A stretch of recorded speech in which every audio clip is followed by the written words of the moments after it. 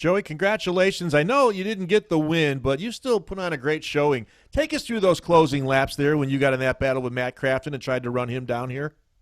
And it was it was tough. We with the new pavement stuff, we're just running. We're running flat out as hard as we can.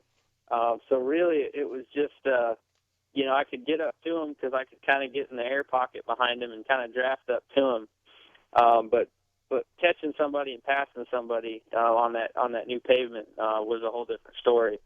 But great day for the Darrell Glenn Tundra. I mean, we've kind of gotten off to a slow start this season, so that race was what we needed to get us back on track and gets everybody's confidence up so we can go to Charlotte and have an even better weekend. If everybody's flat out, how can you make up positions? Is this where pit strategy comes into play? Yeah, pit strategy is important. Restarts are really important. And then, you can, to some extent, you can pass, but if you've got somebody that's got a truck that's just as good as you, or even maybe just I felt like we were a little bit better than the 88, but a little bit, didn't mean a whole lot. Like I said, that clean air is still extremely important.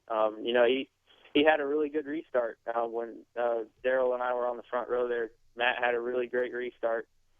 Third place or fourth place on a restart is usually one of the best places to be because you can really take advantage of that big hole in the air in front of you. And he made the move on that one of those last restarts there. And I wasn't very good restarting on the bottom. I could kind of hold my own, but I wasn't gonna make any big moves down there and gain a lot of ground. Did you change your line as the race went on, or did you use pretty much what you found was working, in the early part of the race, and that's what you tried to use to get around Matt at the end? Yeah, kind of in traffic. We got caught a couple laps down there, and with the way the caution fell, which I'm still confused. But when I was coming through traffic there a couple times, I got to move around a little bit and kind of found that second lane or that lane and a half.